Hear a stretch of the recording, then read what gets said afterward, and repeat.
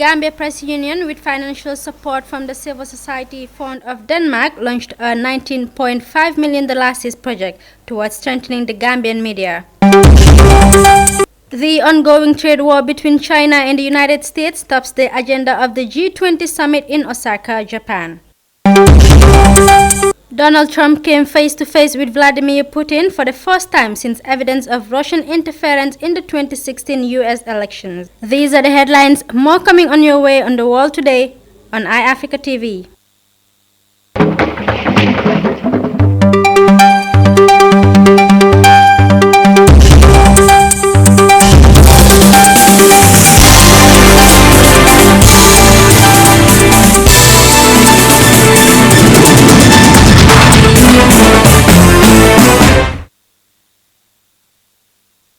Viewers, you are watching the World Today News Bulletin. I am Fatmata Jaju. We now kick off with our first story. The Gambia Press Union, with financial support from the Civil Society Fund of Denmark, on Friday launched a two-year project in the tune of $19.5 million. With this project, the GPU and its Danish counterpart, Gambia Media Support, a Denmark-based non-profit organization, are set to support the Gambian media through policies and programs geared towards strengthening the Gambian media to play its rightful roles in the country's fragile democracy, development, and the transitional justice process. Hassan Sise has more on that.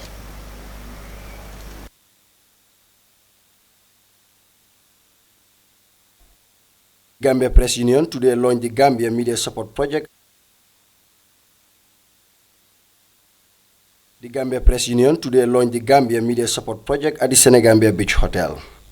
The project goes with the theme, the Gambia Press Union as a trade union advocate for members and democracy. It is labeled as the biggest project of the Union and is in view of enacting policies and programs geared towards strengthening the Gambian media to play its relevant role in the country's new democracy development and the transitional justice process. It is also core-centered on addressing the welfare of Gambian journalists with regards to lack of issuance of employment letter to journalists, low and irregular payment of staff, safety and security of journalists, among others. The project is funded by the Civil Society Fund of Denmark, which has issued $19.5 million to facilitate the project. Speaking during the launching ceremony, the Secretary General of the Gambia Press Union, Mr. Sehu Jammeh, echoed that the union has been more of a resistant movement than a trade union and a professional organization. He stressed the union is now rebranding itself to what it is instituted for. So we will do a lot of, advocacy around safety of journalists in the Gambia. Equality of sex and gender in the media, that's also an issue. And it's also about strengthening professional media organizations and repositioning the GPU. I say from being a resistance movement to a proactive trade union, because everyone remembers the GPU to be that troublesome organization that was here since Jammeh's days, attacking Jammeh and Jammeh attacking GPU, and GPU being resilient, not relenting, And now that we have a government that is at least willing to dialogue, that is at least, listening to the GPU and many other people, then we have to reposition ourselves and change the way we deal with government, change the way we deal with civil society, and change the way we deal with even international partners. On the side of games, project manager Mr. Robolt highlighted the global wealth is not evenly distributed and the climate change challenges have taxed them into supporting sectors that need support. He added they are in response to the United Nations Sustainable Development Goals. United Nations has drawn up a unique plan to save the world and have agreed on 17 Sustainable Development Goals, the so-called 17 SDGs. If we follow this plan and pursue the goals, we have a chance to create more stable economies, a more equal distribution of wealth, and sustainable living.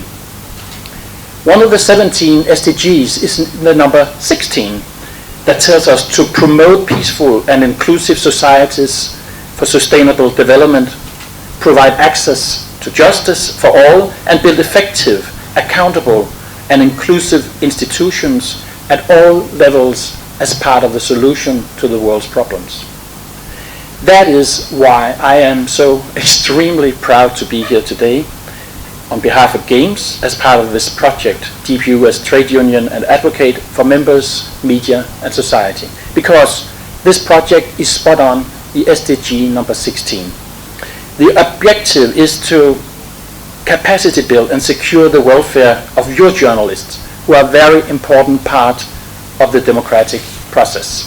The Minister of Information, Communication and Infrastructure, Honorable Ibrahim Silla, who officially launched the project, expressed his optimism in the project and assured the full support of his government in strengthening the Games project. But at some point, we also need to set some standards so that the men and women that inform the people of this country can also benefit from the fruit of their labor. And as a government, we want to continue to work with you, because at the end of the day, democracy will not be strengthened when the people are not well informed. And the people can only be well informed when the journalists are motivated. So this is a very important project. We want to, support you, and we will continue to work with you. The project is expected to run for 2 years, 6 months, and the GPU is expected to involve counterparts and partner organizations in advocacy for freedom of expression, freedom of information, and good governance in the Gambia. The project targets GPU members and secretariat, as well as affiliated journalist organizations, media houses and media owners, the security sector, the government, and the civil society. Reporting for iAfrica TV News, I am Alhassan Sise. iAfrica's Alhassan Sise there at the Gambia Press Union launching of the Media Support Project. The annual summit of the Group of 20 Nations is underway in Osaka, Japan. At the top of the agenda is the ongoing trade war between China and the United States, the world's two biggest economies. The G20 is an international leaders forum comprising of 19 countries and the European Union. Collectively, the grouping represents more than 80% of the world's economic output and 2/3 of its people. Its primary aim is to promote international financial stability. Nefatu Bangura tells us more on this summit. The two-day G20 summit of the leaders of powerful nations began in the Japanese port city of Osaka on Friday.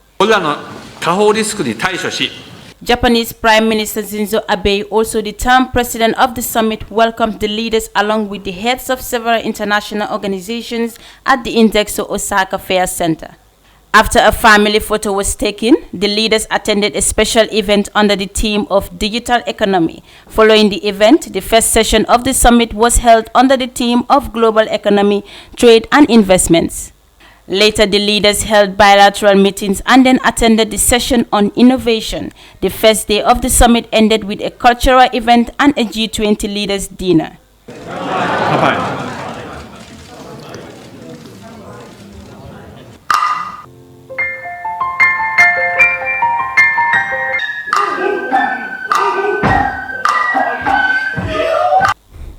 The second and last day of the summit will begin with a special session on the theme of women's empowerment. In the afternoon, the leaders are scheduled to attend the final session of the summit with the theme climate change, environment and energy. The summit, followed by more than 2,000 journalists from around the world, is attended by 30,000 people, including 19 leaders and delegates from the European Union.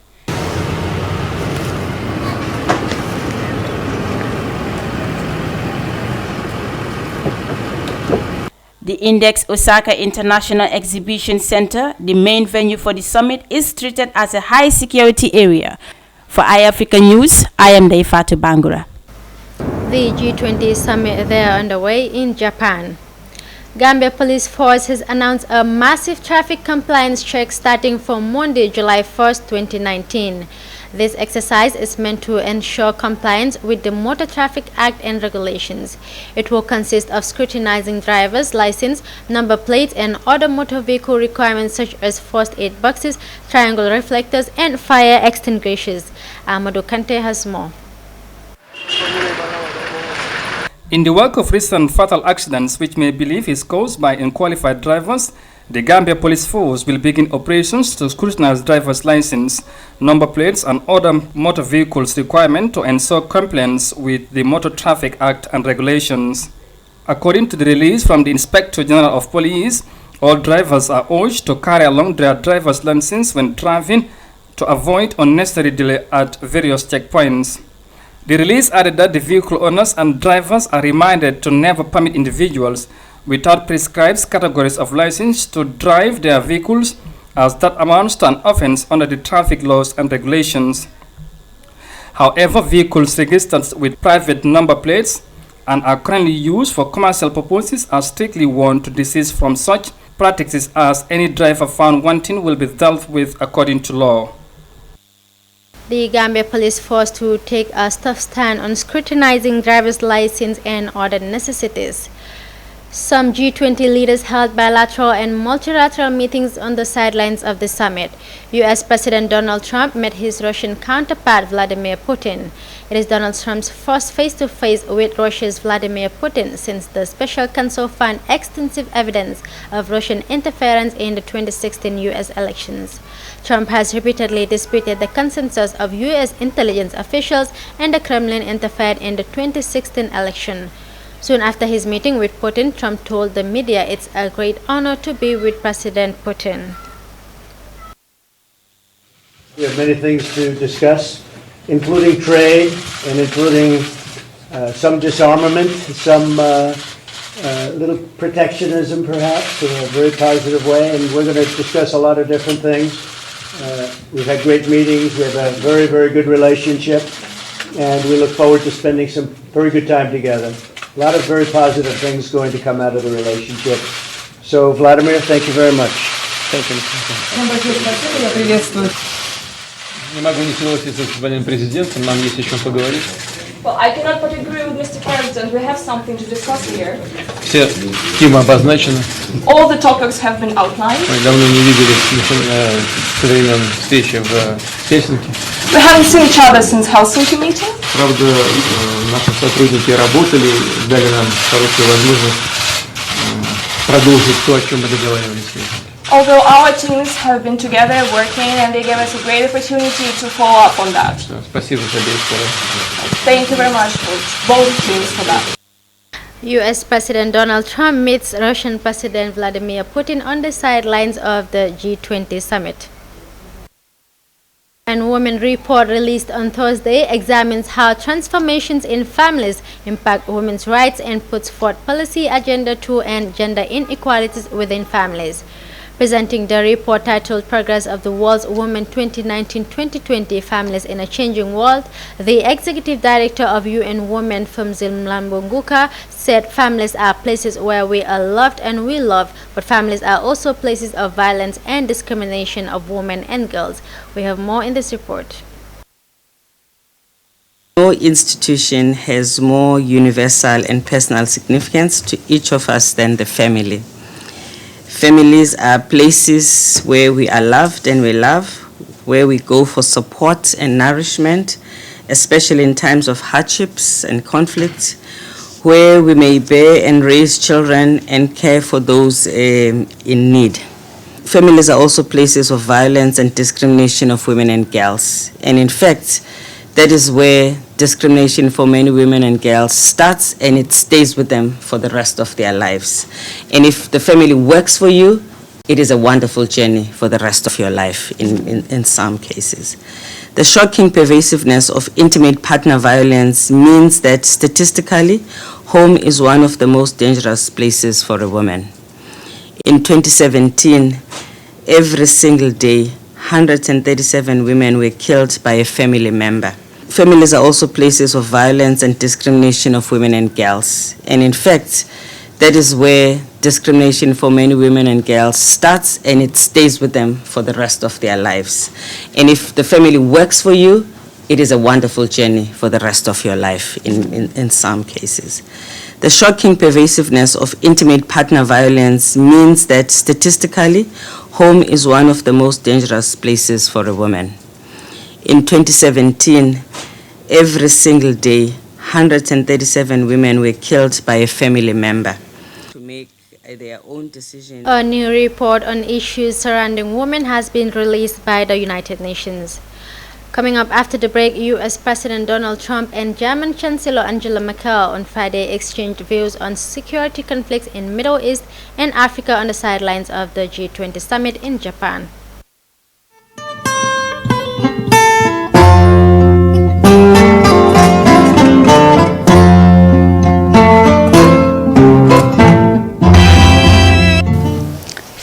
over electoral rigging rocks Zimbabwe as the country. Yesterday, after listening to Prime Minister May's assessment of the state of the negotiations,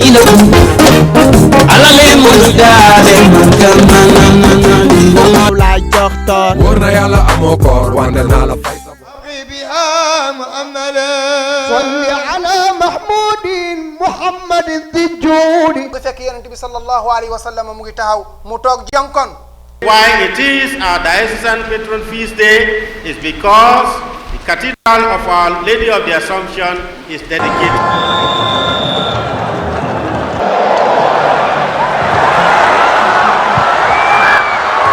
Do not have it in their mindset or in their psyche that we are playing against Algeria.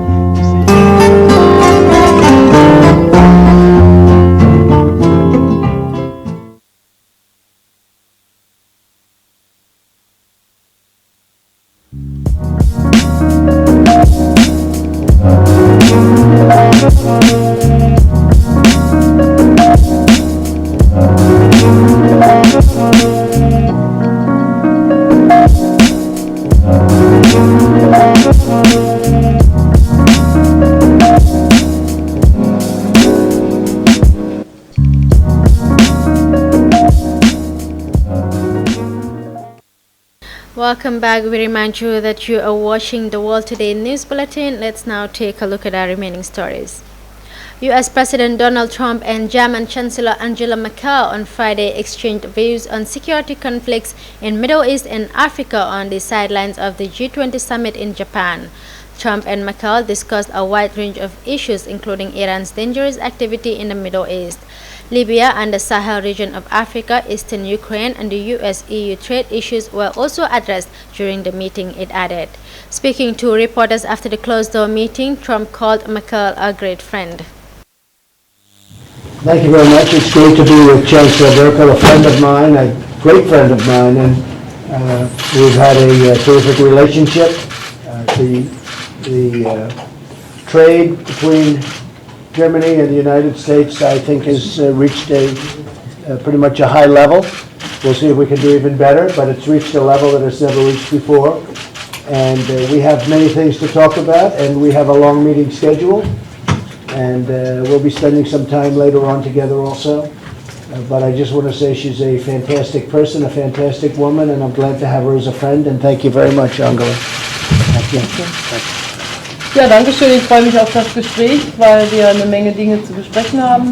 Besonders herauszuheben ist, dass die deutsche Wirtschaft sehr stark auch in den Vereinigten Staaten von Amerika investiert. Wir haben nicht nur Handel, sondern auch sehr viele Investments. We will be also talking about counterterrorism, and I very much look forward to that exchange. Of course, Iran will also be. Trump and Merkel there on the sidelines of the G20 summit discussing issues including Iran. Less than one quarter of Americans want the U.S. to take military action against Iran, a new poll has found amid rising tensions between Tehran and Washington. The survey revealed that 19% of voters want the U.S. to launch a limited military strike on Iran, an action which the Trump administration said it considered but ultimately backed away from last week. Trump has so far opted for non-military response to Iran, hitting Tehran with cyber attacks, fresh sanctions, and employing a policy of maximum pressure. Ndaifatou Bangora gives us more. Fewer than a quarter of American voters want the U.S. to go to war with Iran, according to a new poll. The Hill-Harris X survey indicates that just 19% of respondents want U.S. President Donald Trump to launch strikes against Iran, while just 5% want a formal declaration of war. In all, 58% of those who participated in the poll said they want Trump to adopt a non-military response to Iran's downing of a U.S. surveillance drone last week. Roughly 20% said they are unsure what the U.S. response should be. In terms of partisanship, the new poll suggests Republicans are only slightly more interested in a military confrontation with Iran, with 31% saying they wanted either military strikes or a declared war. Only 16% of Democrats and 27% of independent voters wanted the same. Over two-thirds of Democrats want the president to pursue a peaceful response to the drone's downing. Tensions have been rising between the U.S. and Iran since May 2018, when Washington unilaterally withdrew from a landmark 2015 nuclear deal between Tehran and the 5 permanent members of the UN Security Council, plus Germany and the EU. Reporting for iAfrica News, Ndeye Fatou Ba. Americans have responded to America's intention of launching a military action towards Iran, with 19% of Americans voting for military action. Yusuf Bilai fired Algeria into the last 16 of the Africa Cup of Nations with only a goal of bad-tempered 1-0 victory over Senegal in Cairo. There was particular frustration for Liverpool's Sadio Mane, whose call for a second-half penalty fell on deaf ears as Algeria's physical approach proved a more effective method at the 30 June stadium. Threatened to score twice in the first half, with Edouard Mendy making a diving to save the Teranga Lion of Senegal, Amadou Kante. The match was built as a showdown between Algerian winger Riyad Mahrez of Manchester City and Senegalese Liverpool forward Sadio Mane, but both players had quiet games. Yusuf Belaili blasted home the only goal of the game from the edge of the box.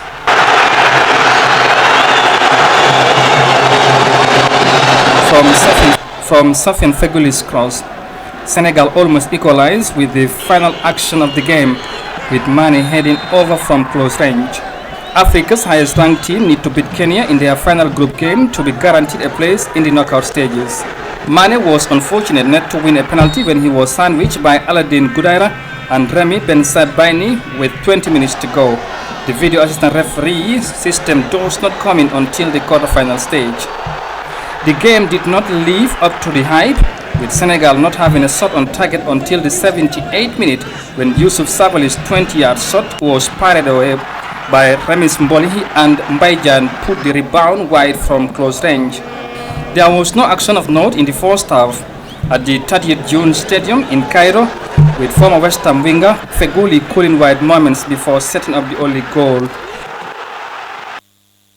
That was Amadou Kante for sports. Well, viewers, that's all we have for you on the World Today News Bulletin. For more on these and other stories, kindly log on to our website, iAfrica.tv. I am Fatmata Jaju. Bye for now.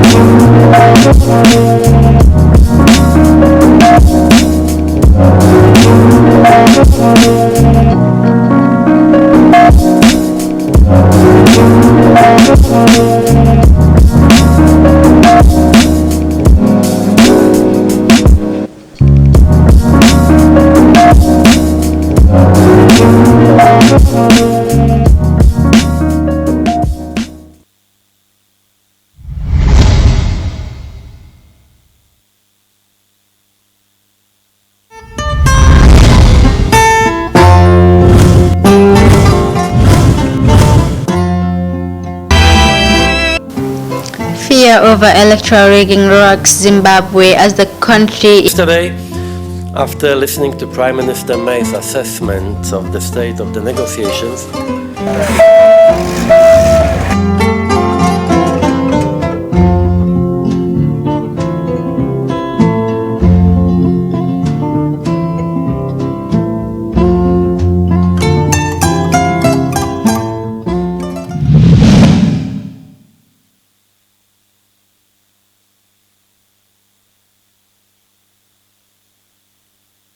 yàlla nee na waa Badar def leen lu leen neex jéggal naa leen moo di ne seen cër yi jagalal na leen ko be